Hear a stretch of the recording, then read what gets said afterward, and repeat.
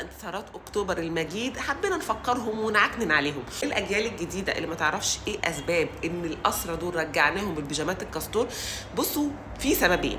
في سبب اولاني بيقال ان الرئيس الراحل السادات حب ان هو يبعتهم بالبيجامات الكاستور صناعه مصريه عشان تبقى ذكرى عندهم من المصريين.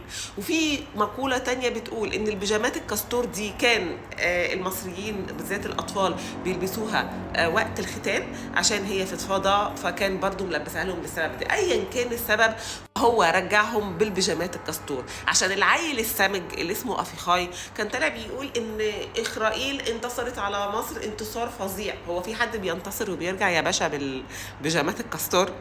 يعني هو كده كده عيل سمج واحنا عارفين ان هو هراي وملوش اي 30 لازمه. بس انا حبيت بس اعرف الاجيال الجديده ان ايه اسباب ان هم يرجعوا ببيجامات الكاستور الصناعه المصريه، وفي نفس الوقت لازم نفكرهم ونعكنن عليهم باشكالهم وهم لابسين البيجامات الكاستور وراجعين مدلدلين. ابعتوها لهم وشيروا وعكننوا عليهم وفكروهم بيوم زي ده، وانا متاكده ان هم عمرهم ما هينسوا. تحيا مصر، تحيا مصر، تحيا مصر.